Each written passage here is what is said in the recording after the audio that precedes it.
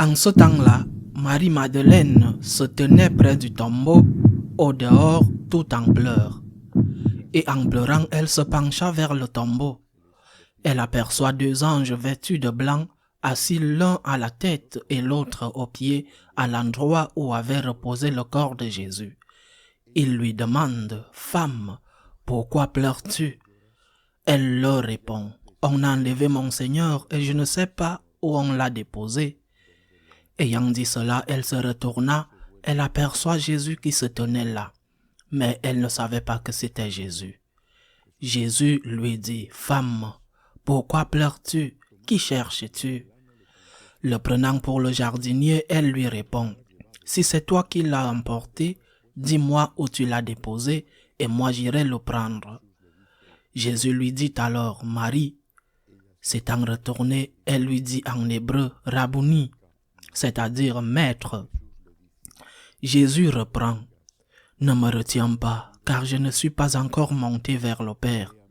Va trouver mes frères pour leur dire que je monte vers mon Père et votre Père, vers mon Dieu et votre Dieu. » Marie-Madeleine s'en va donc annoncer aux disciples, « J'ai vu le Seigneur » et elle raconta ce qu'il lui avait dit. Acclamons la parole de Dieu. C'est le deuxième jour de l'octave de Pâques. Comme le reste de la semaine, nous allons méditer sur les apparitions du Christ ressuscité que l'Église nous rappelle, nous propose en ces jours pour que nous soyons conscients que nous réalisons l'authenticité de la résurrection du Christ. Ce n'est pas une histoire fictive, mais quelque chose qui s'est passé. Les témoins ont mis leurs mains dans le côté, Saint Thomas. Ils ont écouté, ils ont embrassé. Les témoins ont vu et ces témoins ont donné leur vie pour dire ce qu'ils avaient vu et entendu. Le Christ est effectivement ressuscité des morts. Mais chacune des apparitions présente des détails qui la rendent unique. Entre autres, par exemple, dans celle d'aujourd'hui, Madeleine ne reconnaît pas Jésus. 3 jours s'étaient écoulés.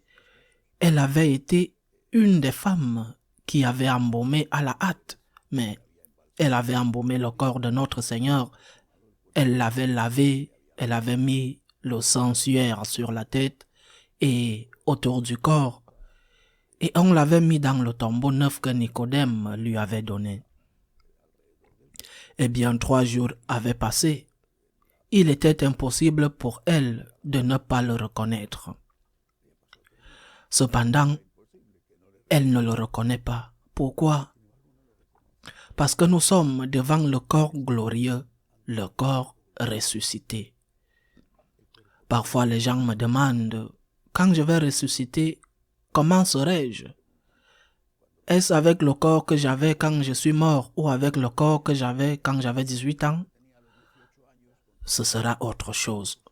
Ce sera nous-mêmes, mais ce sera autre chose.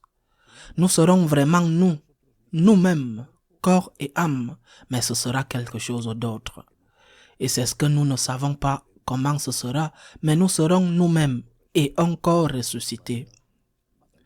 Marie-Madeleine se couche à ses pieds et attrape ses pieds. Saint Thomas met son doigt dans son côté, c'est-à-dire que c'était un vrai corps, mais différent.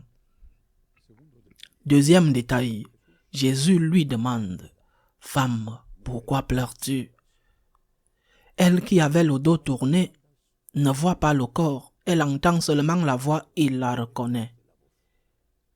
Le prenant pour le jardinier, elle lui répond, « Si c'est toi qui l'as emporté, dis-moi où tu l'as déposé et moi j'irai le prendre. » Jésus lui dit, « Marie ». Elle se retourne, elle avait le dos tourné à ce moment-là et elle ne voyait pas celui qui parlait. Elle ne voyait pas Jésus. Elle ne l'avait pas reconnu, mais elle avait reconnu la voix. Elle ne confond pas avec l'image d'un homme différent. Elle est capable de reconnaître la voix. D'abord, la voix change moins que le corps après le changement des hommes de l'adolescence, parce que la voix reste pas la même, mais pratiquement la même. La voix devient plus rauque avec les années, ou peut-être si on fume bref, certaines choses. Mais dans ces 3 jours, la voix n'avait pas changé. C'est un signe qu'il y a un corps authentique et qu'il est le même si l'apparence est différente. Mais cette femme qui vient de reconnaître Jésus à sa voix lui dit, elle l'appelle par le nom qu'elle avait l'habitude d'appeler Maître. Saint Thomas va dire, mon Seigneur et mon Dieu. Marie-Madeleine le reconnaît et continue à l'appeler Maître, mais elle lui montre son amour. Elle n'exprime pas sa foi comme Saint Thomas l'a exprimé, mais elle lui montre son amour. Elle s'agenouille, elle l'embrasse ses pieds et Jésus dit quelque chose d'étrange. Ne me retiens pas, ne me retiens pas. Ce geste de cette femme qui l'aimait tant, qui avait pris soin de son corps, a-t-il dérangé le Seigneur? Non, non. Le ne me retiens pas signifie je ne peux pas rester avec toi, j'ai une tâche à accomplir. Je dois continuer, dit-il, je ne suis pas encore monté vers le Père. Je dois continuer à apparaître. Je dois continuer à apparaître pour confirmer que je suis ressuscité. Parfois, nous aussi, nous voulons nous accrocher aux doux moments. Les doux moments de la vie avec les gens, les doux moments de notre relation avec Jésus. Et nous voulons que ces moments restent fixés pour toujours.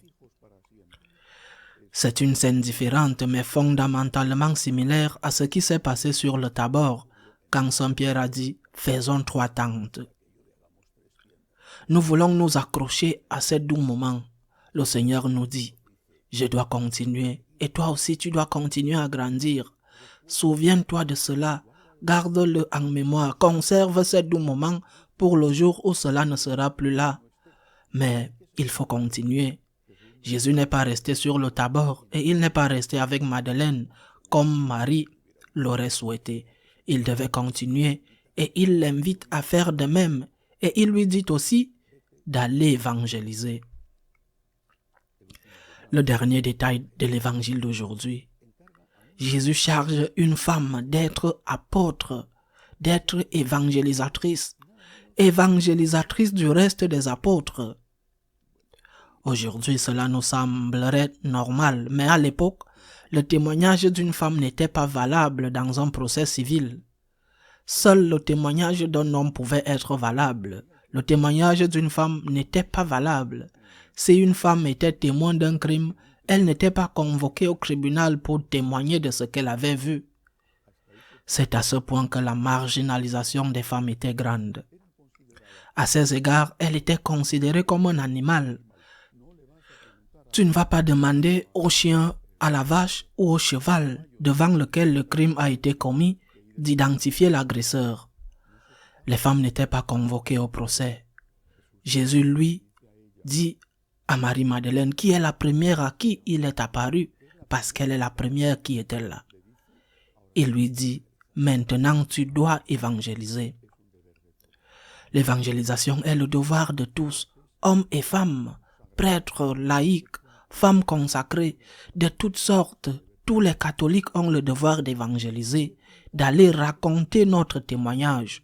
J'ai rencontré Jésus et il m'a dit ceci. Il m'a dit, ne pleure pas, je suis ressuscité. La résurrection est vraie, il y a vie éternelle. C'est cela que nous devons vivre avec joie et que nous devons transmettre à tous ceux qui souffrent. Loué soit Jésus-Christ.